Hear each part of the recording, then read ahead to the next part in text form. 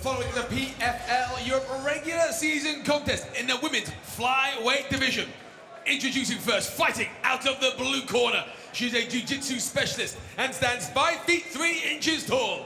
She weighed in officially at 125.4 pounds and holds a record of 6 wins, 4 losses and 1 draw. Fighting out of Brussels, Belgium, the Pineapple, Griet Eeckhout.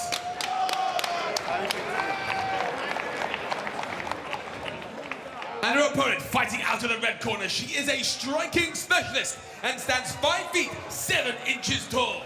She weighed in officially at 125.5 pounds and holds a perfect professional record of 3 victories and no defeats. Fighting out of Gelsenkirchen, Germany, Lorena Cubero.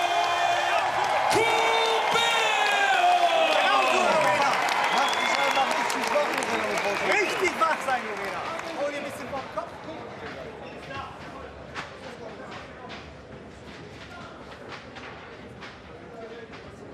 The referee in charge, Thomas Bronda. Cubero in the red, Eeckhout in the gray. Touch of the gloves, and we are underway. Great away. Eeckhout coming out with a low stance, prying with the jab. Oh, that was a nice counter left hook from Cubero.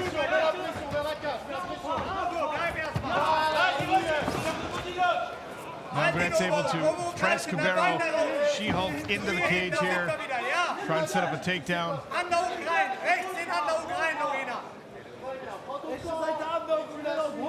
Is this expected, Dakota? Is she expecting this in every one of her fights because she's a kickboxer, do you think? I mean, you never know until you get in there, you know. I think you can't plan too much for somebody. Things can change so quickly. That's very true. We've seen some surprises tonight, that's for sure. Such a strong opening here for Griet Eeckhout. She's working herself to top position. She's past the guard, tied up one of the arms. Tied up both of the arms here. She's got that crucifix position. Lorena Cubero is trying to kick her way off the smart cage barrier. See if she can get her left arm free. She's almost in a position to set up an armbar from the bottom here if she's able to get that right leg in front of her opponent's face like this. More right hands from the Belgian fighter on top as Cubero continues to try with the flexibility to isolate that left arm of Griet Eeckhout.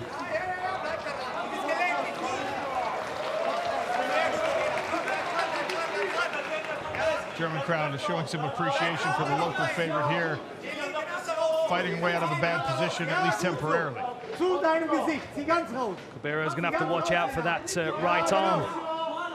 She identified the arm triangle potential there and she brought her arm in the right position, but with the pressure, you can see her almost wanting to use that right hand to push Griet's head out the way so she can alleviate the pressure, which makes her more vulnerable for the arm triangle, or in fact, the Americana. Dakota, we know that every fighter is always trying to round out their game, get comfortable in every position, but when you're a striker by trade and you find yourself shoulders flat on the mat, how intense is the urge to just belly out and stand up? I mean, I'm not sure I can say much because sometimes I can get up and put my belly down. Yeah, I mean, here it's showing just a little bit of experience, I think. You know, she's being patient though. For 18 years old, she's patient. She's still in there. You know, I think the longer this fight goes, the more Cubero's confidence is going to grow as well. Definitely, yeah. I mean, she's looking comfortable still. Oh, maybe shots. As Cubero trying to come up, Eeckhout hit her with a straight right hand to send her back down to her back and once again into side control. She's doing a good job building frames. She's being very aware with that right knee to make sure Griet can't easily pass to mount here, although Griet is really trying to force the point.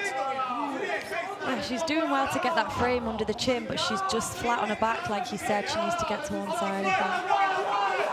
She got to one side here and is rewarded with a bunch of hammer fists from the top.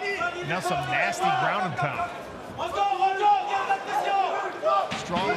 top position here. 90 seconds remaining. Good, consistent work here from Griet Eeckhout. She's starting to find her way through the guard here. Cubero's had hard fights on GMC and Gelsenkirchen. That was nice. Whipping hammer fist from the bottom. Just for a moment made Griet consider what she was doing. She looked a little bit stunned off that shot at first. Never underestimate anything after Kevin Holland knocked out Jacare from that position. Absolutely.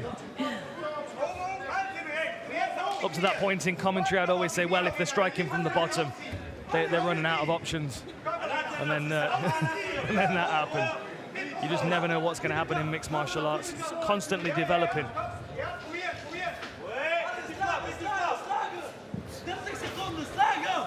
Strong work here from the top position of Griet Eeckhout. She is just making sure most of the strikes on top are meaningful, moving the guard first. What are you doing in this position, Dakota? I mean, from the bottom, she's a lot taller. She should be able to, you know, get a little bit of distance, push with that knee. But she's kind of getting the knee there, but still holding on with her hand. She needs to separate.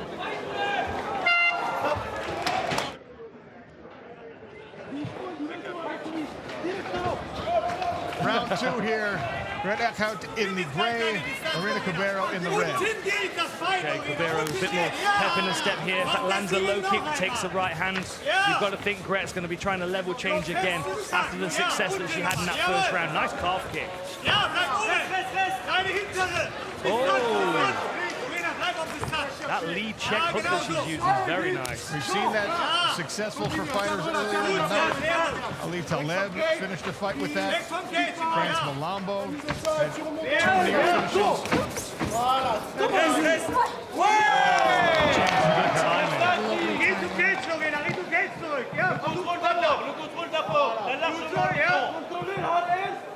Do you have it in your mind at all that you might face one of these two fighters at some point, Dakota? Are you just focused on Cornelia Holm right now? I mean, I'm just focused on picking up my money at the Deacon Arena. She's already spent the 100,000. Yeah, I mean, if I haven't, my family definitely have anyway. Well, they all work hard to get you to where you are, so I'm sure you don't mind cheering. Yeah. Nice rubber guard here from Lorena Cubero, slowing Griet Eeckhout down. She's got a kind of a mission control. She needs to get underneath her heel, really. And you see Griet pull out, but she's got to watch for these up kicks as well.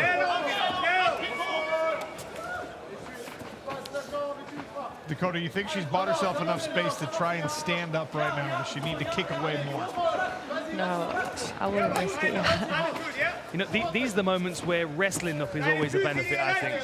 Definitely, I think she needs to go back because she's got a little room there to get to the cage. That's probably her best bet right now. Do you prefer defending a takedown up against the fence? Do you find that more comfortable? I mean, yeah, definitely. I think it helps a lot. You definitely buy yourself a little bit more time. If it's in the center of the cage, you have to react, you know, within seconds. Do you think Cubero's feeling much of a strength advantage here based on the age of the two? Mind, look at that bruise on the calf. Can you see that? I mean, I spotted that straight away. She landed a few nice calf kicks, you know, but it's just that takedown. If she can get herself back up, she can be in it again. But I think the strength advantage on the top, the pressure that she's got on her there is proving a little bit too much for her right now.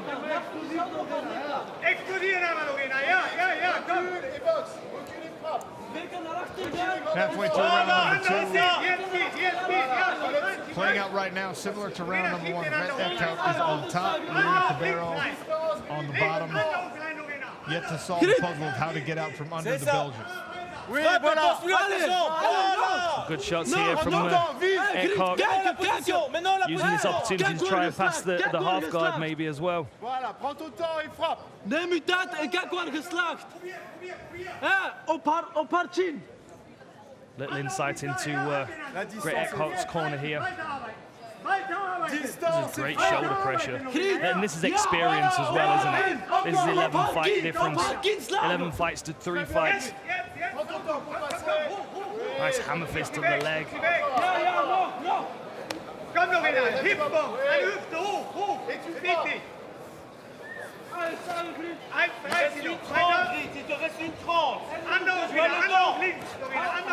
Dakota Ditchba, how are you coaching Lorena Cubero to get herself back to her feet with less than a minute and a half in this round?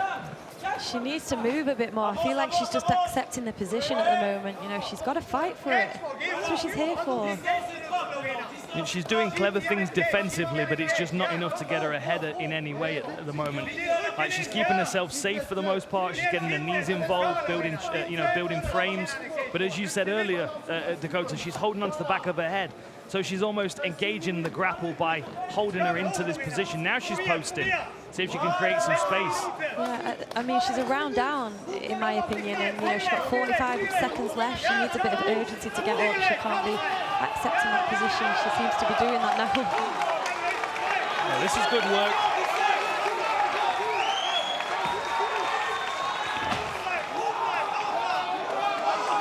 Cubero is just bowled back over with the strength of the more experienced and older fighter. Cubero only 18 years of age.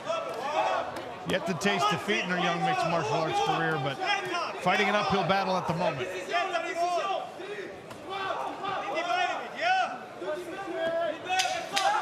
You see the flexibility of Cubero keep causing Griet Eeckhout some problems, but now she's past the guard. For that arm trapped again. Yeah. I think Cubero is 2 rounds down for me right now, but every fight starts on its feet, you know? Anything could happen now. Last round. Some swelling on the left eye of Cubero. The test of high kick. There's that calf kick again, that bruising on the outside of Griet Eeckhout. She's just taking another shot, but now Cubero, I feel like she might be leaving her head on the center line a little on that calf kick. Oh. She can double it up, maybe hide it behind a jab. Eeckhout goes for her own. And now initiates another grappling exchange, taking the space away from Cubero to try and damage that leg more.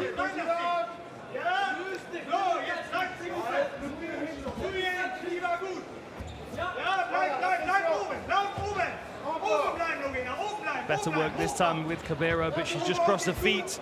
That's going to give the twisting takedown.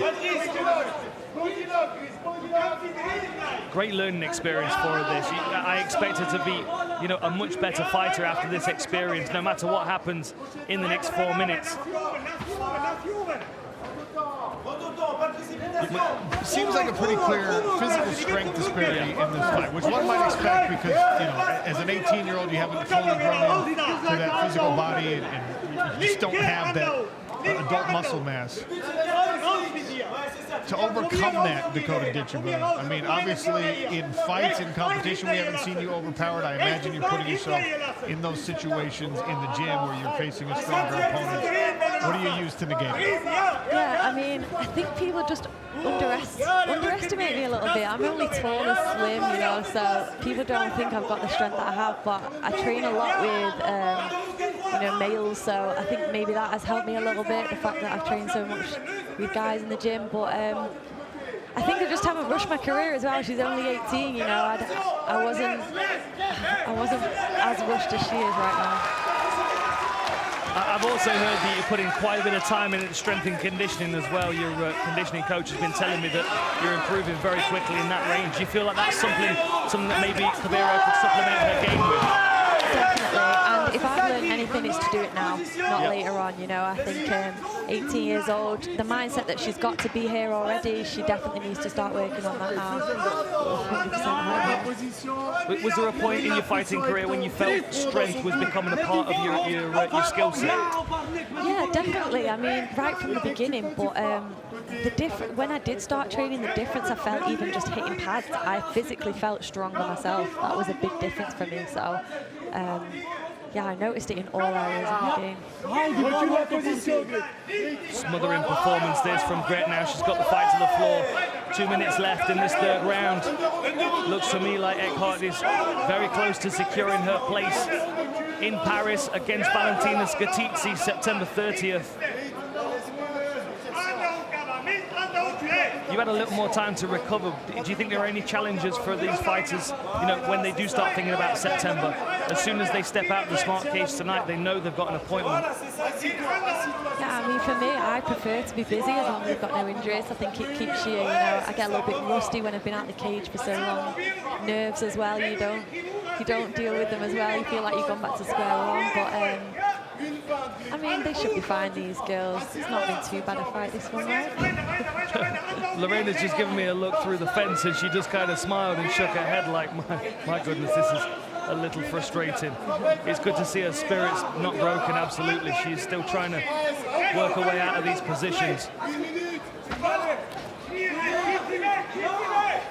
A minute to go.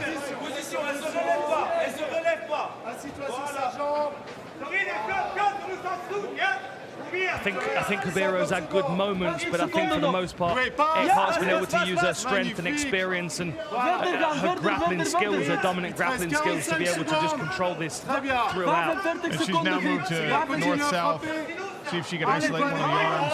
Instead, she just goes with the left hand right down the middle. You